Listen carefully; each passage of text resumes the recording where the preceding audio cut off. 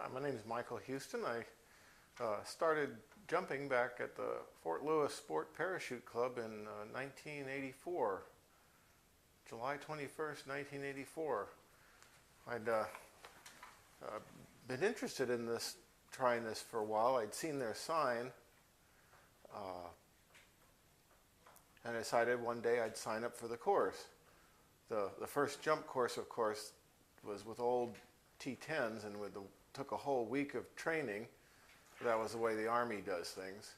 We learned how to pack and malfunctions and all the things you'd see in the first jump course. And in fact, we spent a lot of our time packing and repacking the rigs we were going to do our first jump on. I ended up going up for a false start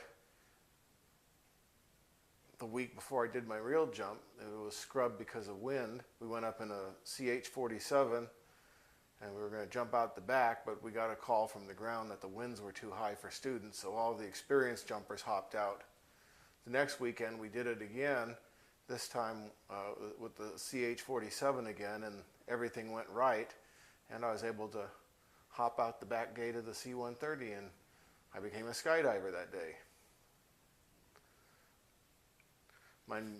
I did 2 more jumps at the Sport Parachute Club, then still using round parachutes, but then I was transferred for advanced training to Denver, Colorado, where one of my classmates at the school was a jumper as well, an experienced jumper. He told me to go up the road to Skies West up in Loveland, and Tim Monsees ran the drop zone back then, and I continued jumping out of their 206 with the military gear, T10s, belly wart reserve. The first time back there, I learned that just how bad you can get dragged behind a round parachute. It was a no-wind landing, and I just sort of sat for a moment congratulating myself on how soft I landed, and the lines came down around me just as the wind blew, and off I took for a very unpleasant ride. Everybody, I heard the staff mumbling, that guy's never coming back after that, and next weekend I was back there. Then it became apparent that the way to go was the accelerated freefall, so I switched over to that program. It was relatively new, but Tim and Ellen and Chris taught a pretty good course. I was pretty nervous. We did the classroom work and all the training on a Saturday, and then the Sunday morning came in and began one more set of training before we went and jumped. It was definitely an experience in managing one's fear there, because the thought of free falling was a little bit new to me. But after that jump, I just had to come back for more, and eventually managed to complete my training through that. And after a few more jumps at Skies West off student status, I was transferred to the Presidio for Letterman Army Medical Center, where I worked, and moved over to continue my jumping at Antioch.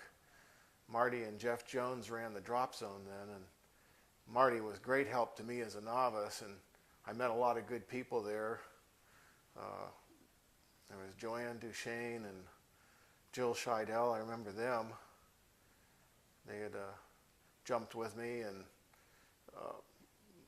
Marty was particular help with a lot of his things he taught me.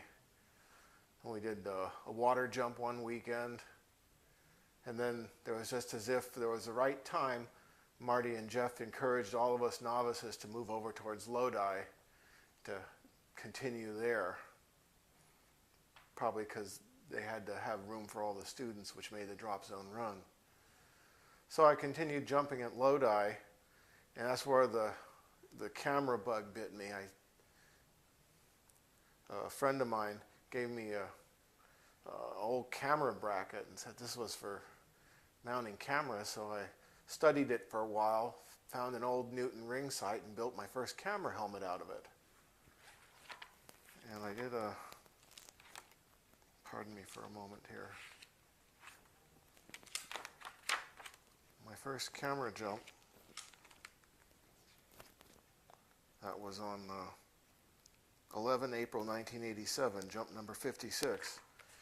I had a girl named Abigail Reeves who agreed to model in Freefall for my pictures.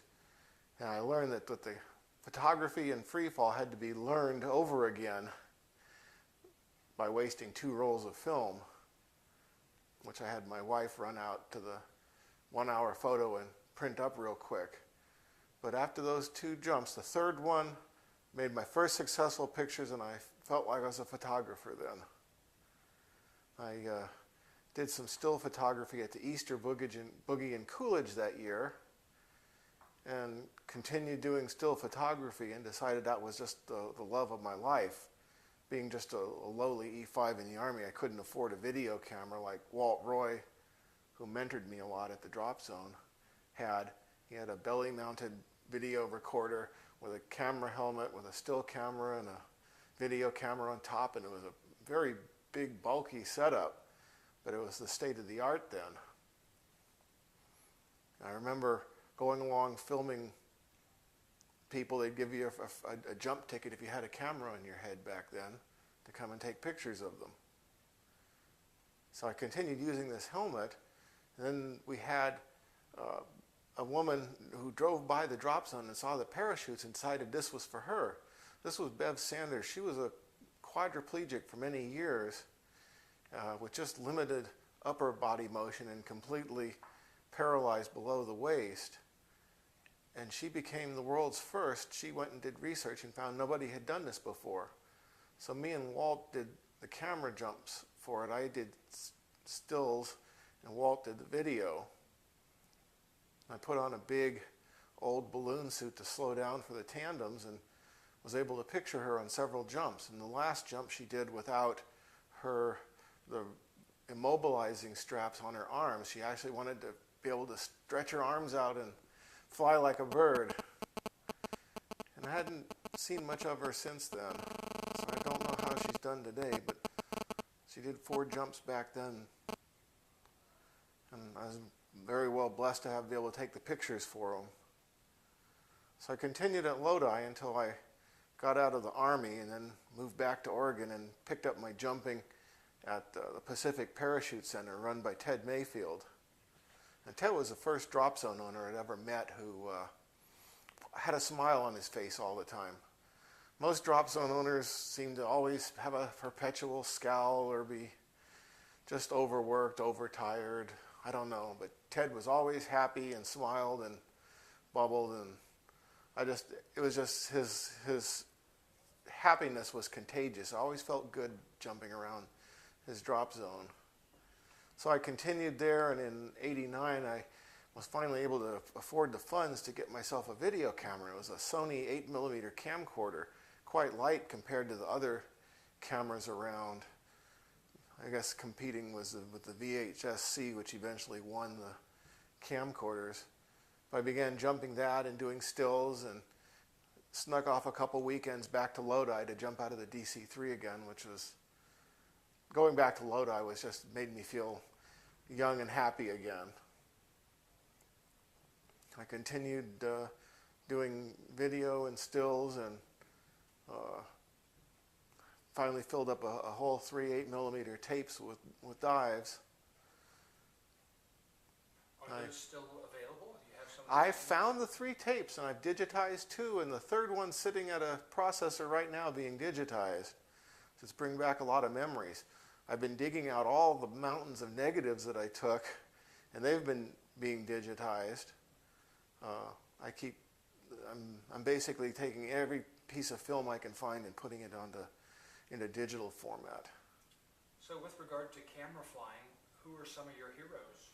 Walt Roy was the man who taught me an awful lot about it, and he was at Lodi then. I don't know what ever became of him, whether he still jumps or not. He was my mentor. When I got to Sheridan, I was really the only person with a camera there. So I got invited on a lot of jumps. I filmed what was at one time the women's record formation over Oregon. It didn't last long, but I was on that one. I took a picture of Ted's beach out of out of the accompanying plane where all the guys were. The guys weren't allowed to join the formation until after the women put theirs together. I took a picture of them exiting from it. Ted liked one of the pictures of the beach so much that he purchased a large print that I made of that picture in exchange for flight instruction time. And that was about the time I was starting to learn to fly aircraft as well. Do you have any favorite boogies or events that you've gone to, and why? Were they your I favorites? was able to go to the Coolidge Easter Boogie in 1987. There wasn't really any major records set that time. They did what they were booking as the 300-way mass exit, and they had a whole pile of aircraft, and everybody supposedly hopped out at the same time. I was involved in that. It wasn't any official record. When I was taking one memorable picture of a friend of mine named Debbie McGee, that run that we had, we were told to, the pilot was told not to let the jumpers out, so we ended up circling and went up to over 15,000 feet. And when I got down after photographing Debbie, emergency vehicles were there, and it turns out some woman had tracked into somebody and was unconscious, and another diver went after her and pulled her reserve at the last minute. And she ended up in the hospital. But when that was going on, I was in the air. That's what I remember from that. And the only other boogie I managed to go to was a sort of a small one in Toledo. I always wanted to go to one of the big ones like the World Freefall Convention, or as Tim and Ellen used to call it, Freak Brothers. But it was, by the time I could afford that, it was all turning extinct, and I had to leave the sport for a while. My last jump was in 1992, and that was jump 202. I was going back to school, 3/4 time, working full time, and basically I wanted to become a physician, and that took up all my time. So I had to just drop skydiving and aviation. I felt bad about it, but jumping once here and once there and 3 or 4 jumps a year didn't sound like a good formula for safety to me. So it was better to just make a clean break at the time. And then as life settled down over the last few years, I've been just looking at the old pictures and wanting to get back into it. And I'd have dreams at night about being in free fall again. And I just buckled under and started taking off the weight, get back into where I could jump. And I discovered how much the sport's been changing as I've carefully researched everything over the last year. Could you talk about that? Yeah, I just was deciding I was wanting to do that, so I began looking at my old Raven 3 combination in a Talon and looked at how things had changed. The free flying had brought all the Velcro out of the rig, and the pilot chute was now moved to the bottom of the container. I'm having to look at what I want for new gear now because of that. AADs have become accepted. When I was jumping, AADs were anathema, and if you had one, you'd be uninvited to be on any kinds of jumps. The only ones they had were the Sentinels and the FXC at the time. The Sentinel, I had one jump. It had actually fired my reserves. That was sort of an embarrassing skydive. Though they've become acceptable now, and the new computerized versions, the Cypress and the Vigil, seem to have won acceptance in the sport. And me being a firm believer in everything stacked in your favor, I've decided when I get my gear, I plan to get one installed. Nancy over at Jump Shack, or Parachute Labs as it's now called, has been encouraging me to look at different options and stuff. And she's been sort of helpful, giving me advice on getting back into the sport. And then Marty Jones, I contacted him on Facebook, and he's given me a little bit of encouragement as well when getting back into it. There's obviously something that's drawing you back in, and you're having dreams. I'm having dreams, and What's your dreams like? it's funny because I hear them, and I hear music from old Norman Kent things. It's strange when you can recognize a song in your sleep, but I would hear Ride a Cloud or I Have Wings sort of type of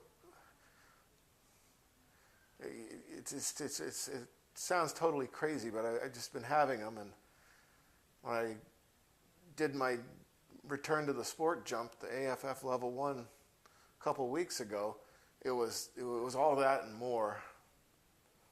In fact, I think I was a little sensory overloaded for a couple of moments getting back into it. But it was just feeling the sky again. Unfortunately, I'm a little rusty after 22 years on the ground. But I'm spent some time in the tunnel and working hard to change that.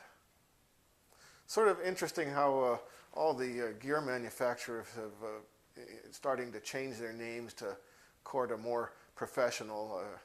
I looked all around and couldn't find Relative Workshops, but it's gotten a new corporate type name, and then there was Jump Shack, and Rigging Innovations seemed to be the same, but when I looked at the Talon, it didn't seem to bear any resemblance to my Talon. The only thing that seemed to offer any consistency was the racer, so I decided that's the way I'm going to go back in. And it's interesting that my first AFF jump was done with a racer. So that's going to be my rig when I order it. My choice now is what main I want to get. There's lots of choices. There's lots of choices, but I'm seeing lots of videos of guys going at high speed next to the ground and breaking bones and femurs and pelvises and crashing into things. And I don't know if that's kind of the thrill part I'm looking for. My old Ravens would get me and my cameras down soft and safely every time. There was only one time where the Raven sort of let me down, but it wasn't really the canopy's fault. There was a radio host in Portland named Gloria Johnson who would end her radio show by saying, "I'm going to grab my parachute and bail out." So one day Ted heard this and called her up and said, "Wouldn't you like to try this?" And she thought about it and decided she was going to do a live broadcast from Freefall. So I got to come along and film it. She paid a little money for me to make a nice video of it, which I did using the primitive technology of the early 1990s. But when on my video that I just discovered on one of the tapes that I'd come out of the box for decades, it has the whole dive on there.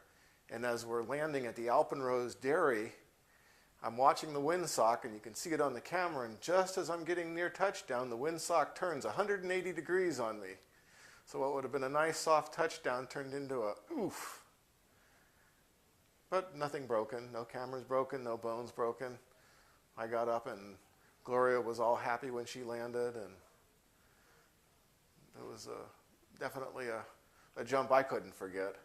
Cliff Jarvis was the tandem master for her. Cliff was a friend who hung around Sheridan quite a bit. I met him originally at the Easter Boogie in Coolidge, where he told me, yeah, he was from Oregon too, and we got into talking, and I was sure I wanted to go to try Ted's place out when I got out of the Army. Ted had this saying that only skydivers know why the birds sing, and he even put it on a t-shirt. Now, Ted insists it was Rock Charmé who made the original quote. And I think that's the feeling that just you can't really put it into words so much what it's like. If you've ever had dreams at night of jumping into the air and flying away, that's what it's like, at least to me.